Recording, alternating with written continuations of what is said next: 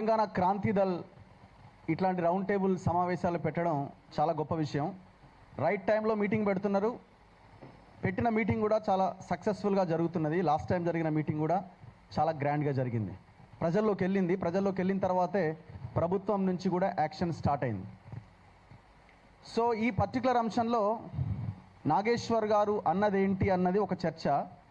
అసలు అది డిస్కస్ చేయాల్సిన అంశం కూడా కాదు. ఒక రకంగా చెప్పాలంటే ఆయన ఒక ఇంటర్వ్యూలో మాట్లాడుతూ అన్న మాటల్ని అదొక పెద్ద ఈ రాష్ట్ర దేశ సమస్యలాగా చూసి దాని మీద ఒక డిబేట్ పెట్టారు. పవన్ కళ్యాణ్, తెలుగుదేశం పార్టీ, ఇంతవరకు బీజేపీ అయితే నాకు తెలిసి రెస్పాండ్ కాలే. ఎందుకంటే అందులో ఆయన సారన్న దాంట్లో అమిత్ షాతో జరిగిన చర్చని బయట పెట్టడం జరిగింది. కానీ అక్కడ బీజేపీ ఎక్కడ రెస్పాండ్ కావట్లేదు. ఓన్లీ పవన్ కళ్యాణ్ మాత్రమే రెస్పాండ్ అవుతున్నాడు. టీడీపీ మాత్రమే రెస్పాండ్ అవుతున్నది. మరి కారణం ఏంటి? మరి బీజేపీ ఎందుకు మాట్లాడతలేదు? అంటే పవన్ కళ్యాణ్ మీద గన్ను పెట్టి ఎవరిని కాలుస్తున్నారు? నాగేశ్వర్ గారి మీద గన్ను పెట్టి మొత్తం తెలంగాణలో ఉన్న ప్రశ్నించే గొంతులను కాల్చాలనే ప్రయత్నం ఒకటి జరుగుతున్నది. మీరు ఒక్కసారి గమనించండి, రీసెంట్ డేస్లో తెలంగాణలో ఏం జరుగుతున్నది. మొన్న కేవీఆర్ అనే ఒక జర్నలిస్ట్ని అరెస్ట్ చేయడానికి ఎక్కడో అనంతపురం, అది విజయనగరం దాదాపు ఒక 1000 కిలోమీటర్ల అవతల నుంచి ఒక పోలీస్ వ్యాన్లో వచ్చి ఆయన అరెస్ట్ చేయడానికి ప్రయత్నం చేశారు. పోనీ ఆయన ఏమైనా తప్పు చేసినా అంటే ఆయన అనని మాటని అన్నట్టుగా ఎఫ్ఐఆర్లో చేర్చి ఆయన అరెస్ట్ చేయడానికి ప్రయత్నం చేస్తే మేము అంతా పోతే దాన్ని అడ్డుకుంటే ఆ అరెస్ట్ ఆగింది.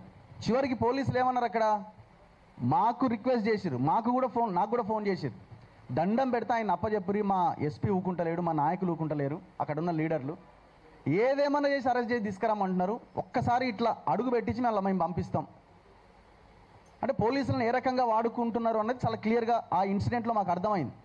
ఇప్పటికి కూడా తాను బయటికి రాలేని పరిస్థితి. ఆ ఫేక్ ఎఫ్ఐఆర్ని పట్టుకొని ఆయన ఇంటి చుట్టూ తిరుగుతూనే ఉన్నారు. ఆయన కోట్ల చుట్టూ తిరుగుతున్నాడు, నాట్ టు అరెస్ట్ ఆర్డర్ ఏమైనా వస్తుందేమో అని. అంటే మొత్తం సిస్టమ్ అంతా వాళ్ళు మేనేజ్ చేస్తున్నారు. అక్కడి నుంచి స్టార్ట్ అయిన తర్వాత ఇప్పుడు ఈ కేసుకు ముందు కూడా, నాగేశ్వర్ గారి కేసుకు ముందు కూడా ఇన్నయ్య గారి అరెస్ట్ జరిగింది. ఆయన అరెస్ట్ జరిగిన తర్వాత ఆ అరెస్ట్కి సంబంధించిన దాంట్లో ఆయన మన ఛానల్లో వచ్చిన వీడియోని బేస్ చేసుకొని ఆయన అరెస్ట్ చేశారు. నన్ను కూడా విచారించారు కొన్ని గంటల పాటు. దాని తర్వాత నాకు ఆయనకు మధ్య ఏమైనా సంబంధాలు ఉన్నాయా, ఏమైనా లింకులు ఉన్నాయని అకౌంట్ నెంబర్లు ఇవన్నీ చేస్తే అక్కడేం దొరకలేదు. ఎందుకు ఇది స్టార్ట్ అయింది? ఎందుకు ఇన్నయ్య గారి ఎపిసోడ్ని ముందుకు తీసుకొచ్చారు? తెలంగాణలో సోషల్ మీడియా చాలా పవర్ఫుల్గా ప్రజల్లోకి వెళ్తున్నది. ప్రజల సమస్యల్ని ముందుకు తీసుకెళ్తున్నది. అన్ని రకాల ఇష్యూస్ని, సోషల్ ఇష్యూస్ కానివ్వండి, సామాజిక పరమైన అంశాలని, ప్రభుత్వ సమస్యలని, ప్రజల సమస్యలని ప్రభుత్వం దృష్టికి తీసుకెళ్లే ప్రయత్నం చేస్తున్నది. సో ఈ సోషల్ మీడియా దాదాపుగా కొంత ఓవరాల్గా లెఫ్ట్ ఓరియంటెడ్తో నడిచేటువంటి మీడియా చాలా బలంగా ఇక్కడ తెలంగాణలో పనిచేస్తున్నది. తెలంగాణ అంటేనే కొంత భావజాలం ఎక్కువగా ఉంటుంది. సో ఇట్లాంటి మీడియాని పక్కన పెట్టేయాలి. వాళ్ళని కట్టడి చేసినప్పుడే మనం ఇక్కడ అధికారంలోకి రాగలుగుతామని ఒక భయంకరమైన కుట్రలో భాగంగా ఆయనను ఎవరెవరైతే ఇంటర్వ్యూ చేశారో, ఇన్నయ్యతో ఎవరెవరైతే మాట్లాడారో దాదాపు 400 మందికి పైగా నోటీసులు ఇచ్చినారు. సో ఇది ఎంత దారుణం ఇది. ఎన్ఐఏ అనే ఒక భయంకరమైన సంస్థ. అసలు దీని ద్వారా నోటీస్ వస్తే ఇక మన పని అయిపోయినట్టే అనే ఒకటి క్రియేట్ చేసినారు. ఒక చిన్న ఎగ్జాంపుల్ చెప్తా. ఎప్పుడో మేము చిన్నప్పటి నుంచి కూడా ఈటీవీలో 9 గంటలకు వార్తలు చూసేవాళ్ళం మనం. అందులో 9 PM న్యూస్ ఉంటుంది, చాలా ఫేమస్.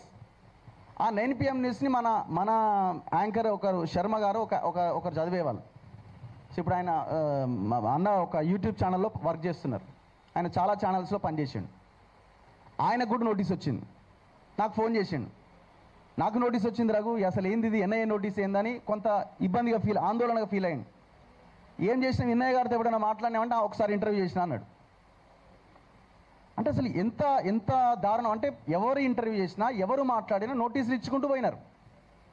అల్టిమేట్గా ఏంది, మొత్తం సిస్టమ్ని మొత్తం టెర్రరైజ్ చేసే ఒక భయంకరమైన కుట్ర. నేను అనుకుంటున్న సేమ్ నాగేశ్వర్ గారి ఎపిసోడ్ కూడా అందులో భాగంగా తీసుకొచ్చింది అని నేను అనుకుంటున్నా. ఎందుకంటే అసలు ఆయన తన విశ్లేషణ చేసిండు. ఒక దగ్గర అమిత్ షాతో జరిగిన భేటీలో, పవన్ కళ్యాణ్ భేటీలో ఇప్పుడు విషయం ఎట్లా బయటకు వచ్చింది, ఆయన దాకా ఎట్లా తెలిసింది అని అంటే ఎవరన్నా చెప్పొచ్చు, అమిత్ షానే ఇంకొకరితో చెప్పొచ్చు. లేదు పవన్ కళ్యాణ్ ఇట్లా అన్నాడు అని చెప్పి చంద్రబాబు నాయుడుతో చెప్పు, చంద్రబాబు నాయుడే బయట పెట్టుండొచ్చు. వయా ఏ మీడియం ద్వారా అయినా ఏ ఇద్దరు మాట్లాడుకున్న విషయాలు బయటికి తెలవడం పెద్ద సమస్యనా? అసలు అది డిస్కస్, ఒకవేళ మీకు అది తప్పు అనిపిస్తే ఖండిస్తే అయిపోతుంది. అది తప్పంతా ఆయన తప్పు మాట్లాడండి అని చెప్తే అయిపోతుంది. దాన్ని ఒక పెద్ద సోషల్ మీడియాలో చర్చ పెట్టి కేసుల దాకా తీసుకుపోయి అరెస్ట్ కూడా చేస్తారనే దాకా తీసుకుపోయి ఇది ఒక పెద్ద న్యూసెన్స్ క్రియేట్ చేసిరంటేనే దీని వెనకాల నాగేశ్వర్ గారు ఇవాళ మొత్తం తెలుగు ఈ దేశంలో ఉన్న సమాజాన్ని ఇన్ఫ్లుయెన్స్ చేస్తున్నాడు ఆయన వీడియోల ద్వారా. ఆయన ఎట్లా పట్టుకోవాలా? ఆయన ఏమైనా బూతులు మాట్లాడతారా? మాట్లాడు. ఆయన ఏమైనా తప్పుడు సమాచారం ఇస్తాడా? ఇయ్యాడు. సో ఆయనను ఏదో రకంగా ఇట్లాంటి దాంట్లో ఇరికించే ప్రయత్నం చేస్తే మిగతా వాళ్ళు, ఆయన భయపడి ఎట్లాగో మిగతా వాళ్ళంతా భయపడతారు, టెర్రరైజ్ అవుతారు అన్న దాంట్లో భాగంగా ఇది చేసినట్టుగా నాకు అనిపిస్తున్నది. లేకపోతే అసలు ఇది ఇష్యూనే కాదు. సో ఈ కుట్రని కనుక మనం పసిగట్టకపోతే రాబోయే రోజుల్లో ఏ ఛానల్ని కూడా మిగలకుండా మింగేసే అవకాశం కూడా ఉన్నది. సో ఇప్పుడు మనం ఇంత బలంగా ఇదే బలాన్ని మనం ఐక్యతతో కొనసాగించి ముందుకు తీసుకెళ్తే మనం నిలబడగలుగుతాం. ఇది ఎవడేం మార్చలేడు. ఇది వాళ్ళు ఏదో అనుకొని వాళ్ళు ఏదో ప్లాన్ చేస్తున్నారు, కానీ మనల్ని ఎవడు విడదీయలేడు అన్నది మాత్రం వెరీ క్లియర్. సో ఇది జరుగుతున్నటువంటి ఒక స్టెప్ బై స్టెప్ ప్రాసెస్లా కనబడుతూ ఉన్నది. ఇక నాగేశ్వర్ గారు గురించి మాట్లాడాలంటే నాకైతే ప్రత్యేకమైన అనుబంధం ఉంది ఆయనతో. నేను ప్రత్యేకంగా ఆయనతో డిబేట్స్ చేయడము, నేను ఛానల్లో పనిచేసినప్పుడు కూడా సో మేము ఇంటర్వ్యూస్ కూడా చేసేవాళ్ళము.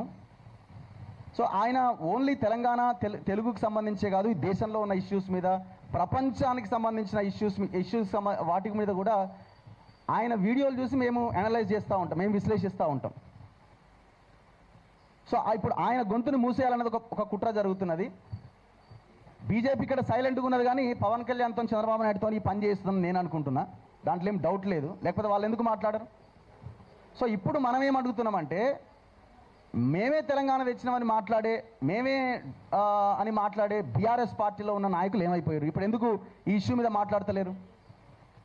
కాంగ్రెస్లో ఉన్న తెలంగాణ ఉద్యమకారులు వీళ్ళందరూ ఎక్కడ పోయినారు? మీరు కూడా తెలంగాణ కోసం కొట్లాడిన వాళ్ళు ఉన్నారు కదా, ఎందుకు జరిగిన ఘటన మీద మాట్లాడట్లేదు? రేవంత్ రెడ్డి మొత్తం కాంగ్రెస్ని మింగేస్తున్నాడు, మొత్తం తెలుగుదేశంతో బీజేపీతో చేతులు కలిపిండని మాట్లాడుతున్న ఈ సోకాల్డ్ నాయకులంతా ఎక్కడ పోయినారు? ఆయనకి సంఘీభావం తెలిపే ప్రయత్నం చేసిరా? ఆయనకి సంఘీభావం తెలిపితే చంద్రబాబు కోపం వస్తుంది, ఆ తర్వాత రేవంత్ రెడ్డి కోపం వస్తుందని ఏమైనా భయపడుతున్నారా? పదవులు రావని ఏమైనా భయపడుతున్నారా? సో సమాజం చూస్తూ ఊరుకోదు. ఇట్లాంటి ఇన్సిడెంట్స్, ఘటనల పట్ల ఖచ్చితంగా మేమంతా కలిసే ఉంటాం. ఈ ఐక్యత కొనసాగుతుంది. పార్టీల నాయకులు లేకపోయినా తెలంగాణ ప్రజలు మా వెనకాల ఉన్నారు. ఈ ఫైట్ కంటిన్యూ అవుతుంది. ఎన్ని శక్తులు అడ్డొచ్చినా ఇది ఆగే ప్రసక్తే లేదు. థ్యాంక్ యూ ఈ అవకాశం కల్పించిన క్రాంతి దళ్. Thank you Raghu. సవాలే లేదు. ఎన్ని శక్తులు ఏం చేసి